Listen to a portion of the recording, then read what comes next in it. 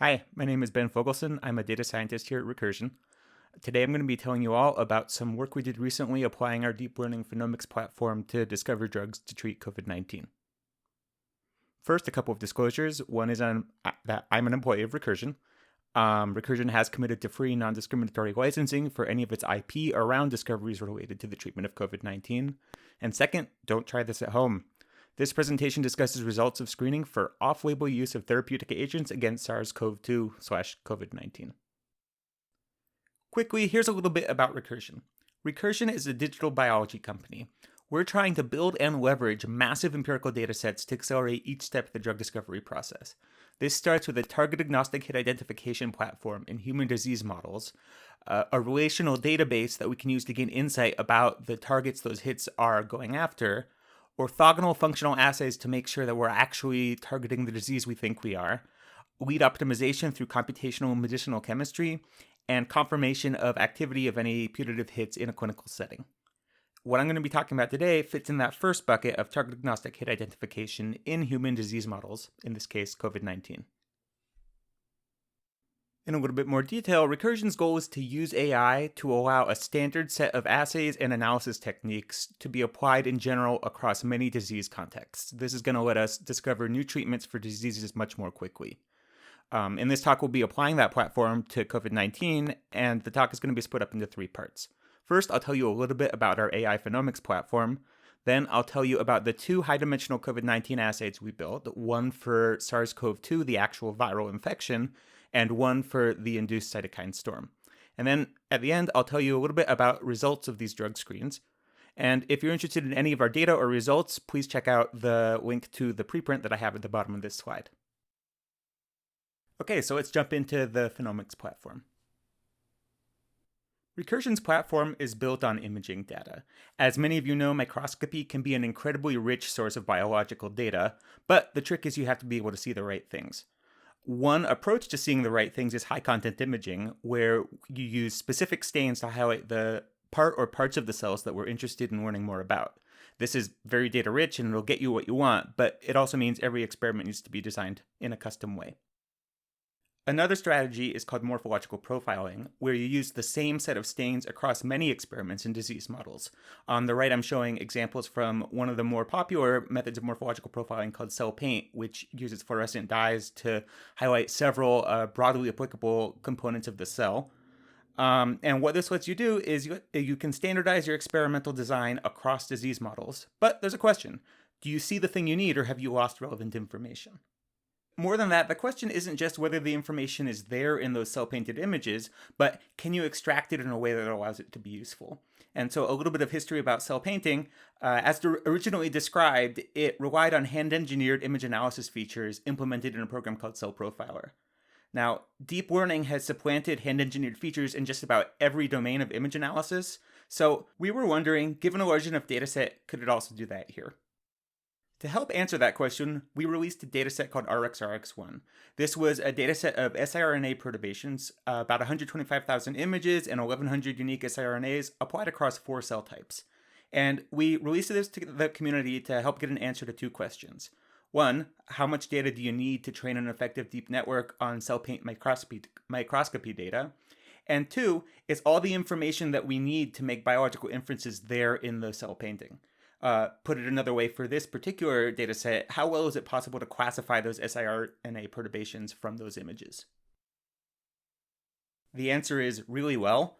The top results from this competition were presented in 2019 at NeurIPS, and the top teams were able to achieve greater than 99% accuracy on a holdout test set in classifying which siRNA was applied to a cell based on this 46 gigabyte image set.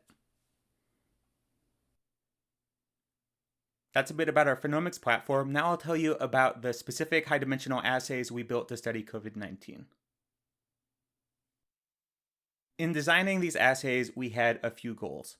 First, we wanted any compounds we discovered to be broadly applicable. We didn't want some therapeutic that wasn't orally available or that had serious manufacturing or distribution difficulties that would have made it difficult to apply broadly in a global pandemic.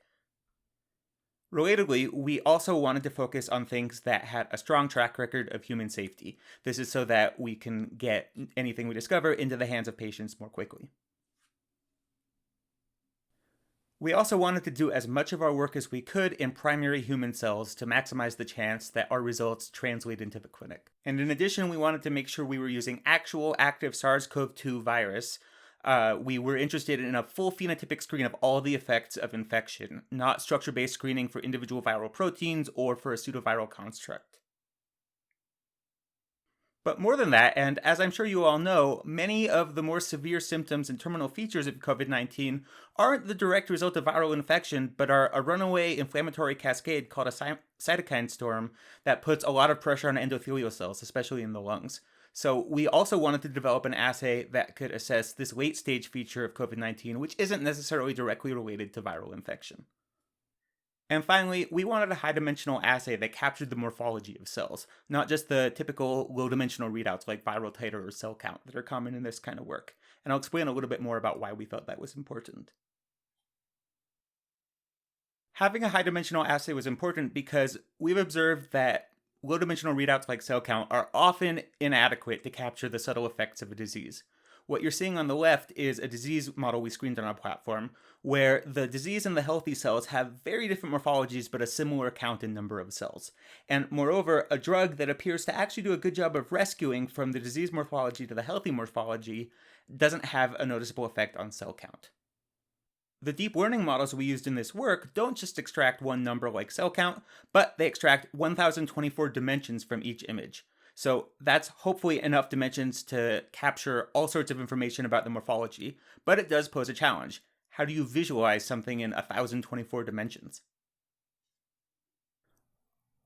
Our solution to that, which you're seeing a schematic of on the right, is to decompose that high-dimensional space into a linear subspace that represents the action of the disease perturbation and a remainder subspace that encapsulates everything else.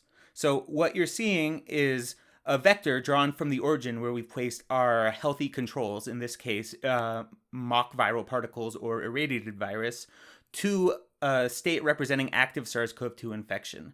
Any of our data, whether it's our healthy observations, our infected observations, or something treated with compounds, that data can be projected from the high-dimensional space onto this vector to get a measure which we call the on-disease score, encapsulating how diseased that observation is. Everything that doesn't get projected onto that vector gets rolled up into an off-disease score, which tells us what other effects something like a compound might be having. Boiling down our embedding into this two-dimensional space is nice because it lets us visualize our data. What you're seeing on the right now is sets of contour lines corresponding to the healthy and the disease observations, and the trajectories for 3 compounds in this two-dimensional space. Now, when you apply a really low dose of compound, it's unlikely to have an effect, so all 3 of these trajectories start out well within the expected distribution for disease state. And in the case of compound A, the orange one, it really just hangs out in there. So compound A probably isn't having a noticeable morphological effect on the cells. In the case of compound B, that trajectory leaves the disease contours, it moves to the left, so it's probably reducing the disease morphology to some extent, but it's also shooting way up in the off-disease direction. And that suggests that that compound is having morphological effects that might not be so great because it doesn't look like healthy anymore. Compound C, on the other hand, leaves the disease contours and moves to the left without going up in the off-disease direction. We'd be confident in moving this on to additional screening because it sure looks like it's rescuing the disease morphology without having any other significant effects. This is also encapsulated in a single number, which we call a hit score, which ranges from 0 to 1, and you can see those in parentheses in the legend there, where compound A has a low hit score of 0.1, compound B, because it does move some to the left, has a hit score of about 0.5, and compound C, which moves to the left without inducing a lot of off-disease score, has a score of almost 0.8. Really what we're looking for in these kinds of screens is a compound that shows a high-dimensional therapeutic window, where the on-target disease score has reduced the disease state from 1 down to close to 0, but where the off-target value, the side effect, hasn't shot up too much. And so if we saw a compound with this kind of dose response in those 2 directions, we'd be pretty happy. All right, now let's talk about our model of SARS-CoV-2 infection. We did these experiments primarily in human cells, but also in Vero, which are African green monkey cells, and those are sort of the go-to cells for this kind of viral work as a control. And the human cells we looked at were bronchial epithelial cells, KU3 cells, which is an immortalized lung cell line, and renal cortical epithelial cells, which are primary human kidney cells. And what we did is we applied a viral supernatant to each of these cell types, and it either had live virus or irradiated virus or no virus at all in it. We didn't really see much of an effect in the bronchial epithelial cells, so you're not going to hear any more about those for the rest of the talk. But we did see a strong effect in the HRCE cells, as well as in the KU3 and the Vero. And on the right, you're seeing the difference between mock and infected, where we've added an antibody stain for SARS-CoV-2. And I want to emphasize that this antibody was not part of the deep learning imagings. This was added after the fact just to double check that we had infection. And on the bottom, you're seeing distributions of the on perturbation or on disease score for each of these cell types for the mock wells versus the live viral infected wells. On the cytokine storm side, this runaway inflammatory reaction is most likely driven by abnormal levels of certain circulating soluble factors and cytokines. So we looked in the literature to find out what the relative level of different soluble factors were both in healthy subjects and in patients with severe COVID-19. And we applied those soluble factor cocktails to HUVEC cells, and we observed a strong phenotype separating the healthy from the severe state.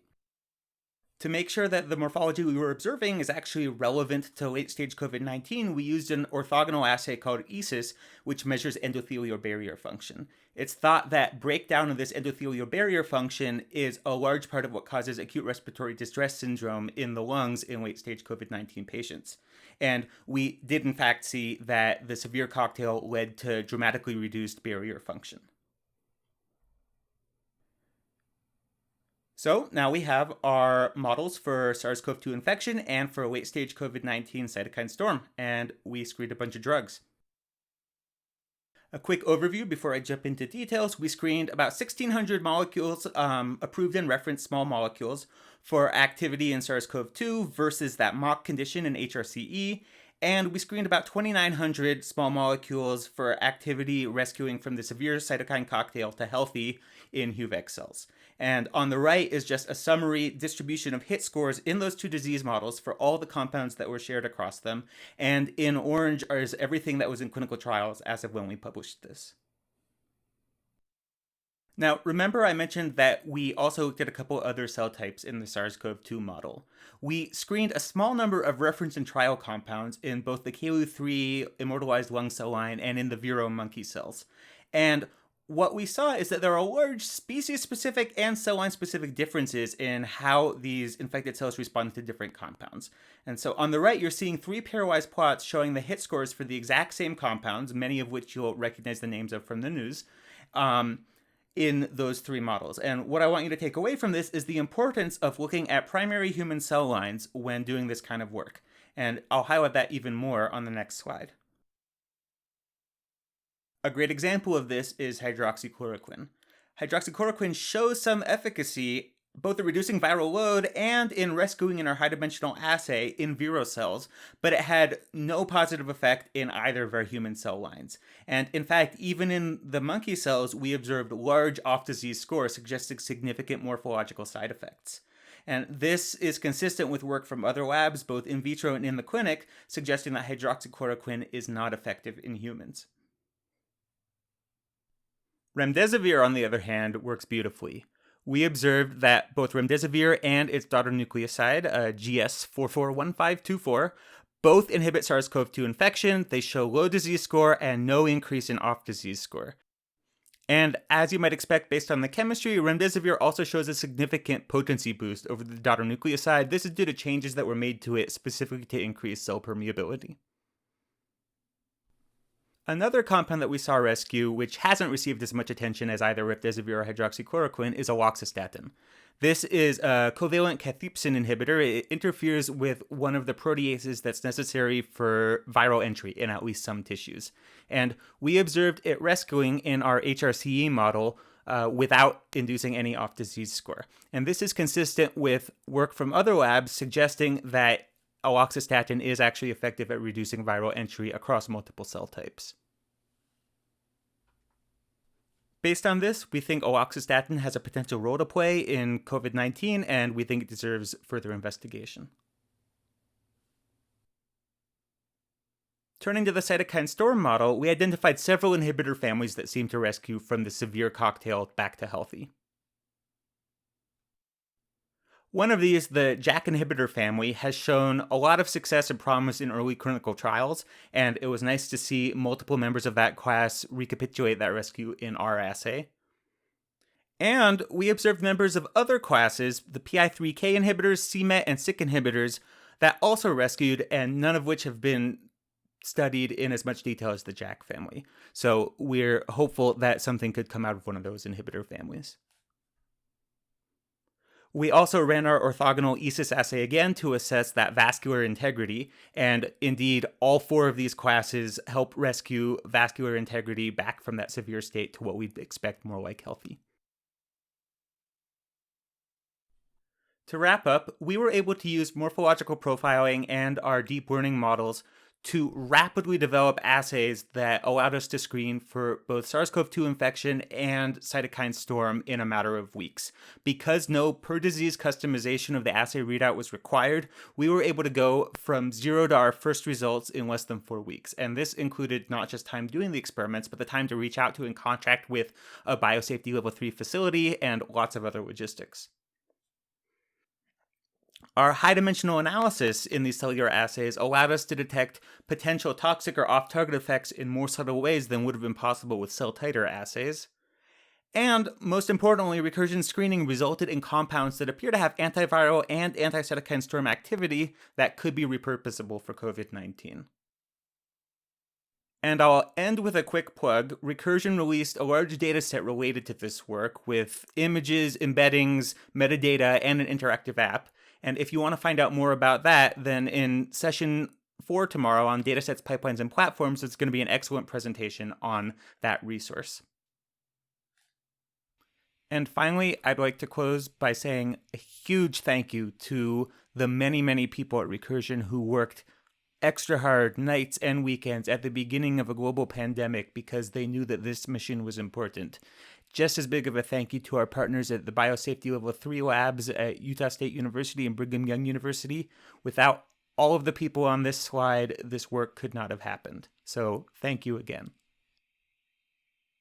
With that, thank you very much. I appreciate your attention, whether it's early in the morning or late in the evening.